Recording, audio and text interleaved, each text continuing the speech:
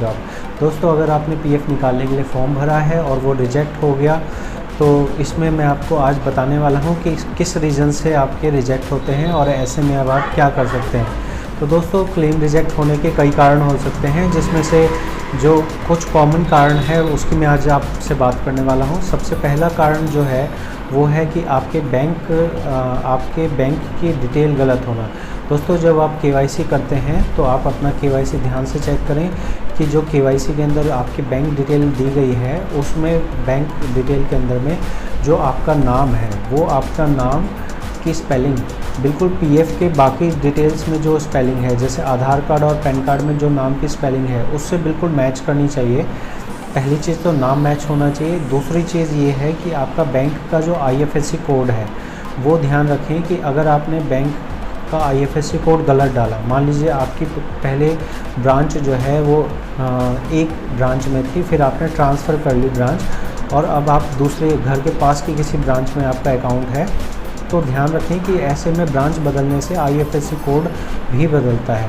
और ऐसे में आपका ये करना है आपको कि आपको अपना नया आईएफएससी कोड चढ़वाना है वहाँ पे। तो आपको सिंपल से वहाँ केवाईसी में दोबारा अपनी बैंक डिटेल डालनी है। जैसे ही कंपनी उसको अप्रूव कर देगी, आपका बैंक डिटेल सही हो जाएगा। बैंक डिटेल सही होने के बाद आप दोबारा अपना फॉर्म भरें।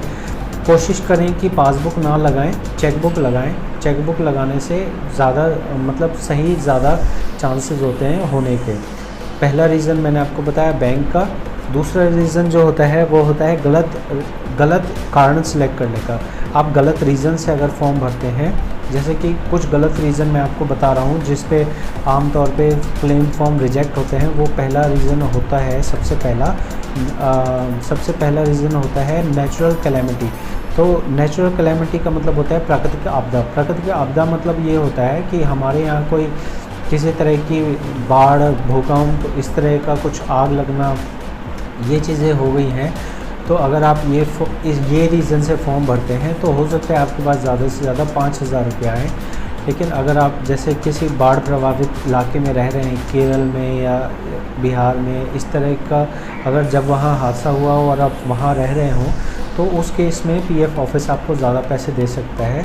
बट इस चीज़ का ध्यान रखें कि जब आप फॉर्म फिल कर रहे हैं तो आप किस रीज़न से फॉर्म फिल कर रहे हैं, इस बेसिस पे भी आपका रिजेक्ट हो सकता है। तीसरा रीज़न जो है वो है कि आपकी पीएफ ऑफिस ये कह सकता है कि आपकी डेट ऑफ ज्वाइनिंग गलत है। डेट ऑफ ज्वाइनिंग गलत होने का ये मतलब होता है कि जब आपका पीएफ आपने ज्वाइन किया कंपनी को, तो कंपनी वाले आपका एक फॉर्म भर के पीएफ ऑफिस में जमा करते हैं। अगर उस फॉर्म में जो डेट ऑफ ज्वाइनिंग है वो उन्होंने कुछ और डाली और पीएफ के रिकॉर्ड में डेट ऑफ ज्वाइनिंग कुछ और है, तो ऐसे में आपका ये लोग मिसमैच दिखा के क्लेम रिजेक्ट कर देते हैं। तो ऐसे में आपको जॉइंट डिक्लेरेशन फॉर्म भर के अपना डेट ऑफ ज्वाइनिंग ठीक करानी होती है और फिर आप अपना फॉर्म भरेंगे और ये चीज़ आपकी हो जाएगी। चौथा या पांचवा रीज़न होता है जिसमें आपके फादर ने मिसमैच करके ये रिजेक्ट करते हैं। तो इस कंडीशन में भी आपको जॉइंट डिक्लेरेशन फॉर्म भर के पहले अपना फादर नेम करेक्शन कराना होता है, उसके बाद ही अपने पैसे आप निकाल सकते हैं। ऐसा में क्या होता है कि आप अपना पुरानी कंपनी का पैसा निकालना चाह रहे होते हैं और वो आप फॉर्म भरते हैं तो वहाँ पे लिखा आ जाता है क्लेम ऑलरेडी सेटल्ड, ये करके रिजेक्ट कर दिया जाता है। तो इसका मतलब ये हो गया कि जो आप फॉर्म भर रहे हैं उस खाते में पैसे नहीं हैं। अगर आपके अभी वाले खाते में पैसे नहीं हैं और पुराने वाले खाते में पैसे हैं, तो आपको ये करना होता है कि पहले पुराने वाले खाते से ट्रांसफ़र करना होता है नए वाले खाते में, तब जाके आप अप्लाई कर सकते हैं। तो ये कुछ कॉमन चीज़ें हैं जो मैंने आपको बताई। आप किसी जानकार से पहले अपना रिजेक्ट होने का रीज़न चेक कराएं और उसके ही जो करेक्शन या जो सुधार करने की ज़रूरत है पहले वो सुधार करें, उसके बाद आप फॉर्म भरें। अगर आपका एक बार रिजेक्ट हो रहा है तो आप बार बार फॉर्म खुद से ना भरें, वरना आपका जो है ऑनलाइन फॉर्म लेना भी जो है वो फ्रीज कर सकते हैं इस चीज़ को। तो आशा करता हूँ ये चीज़ें आपको सही लगी होंगी। और अगर आपको और कोई परेशानी हो पीएफ से जुड़ी हुई, तो आप सीधे तौर पे हमसे संपर्क कर सकते हैं व्हाट्सएप से, और आप हमारी वेबसाइट पे भी जाके जानकारियाँ देख सकते हैं।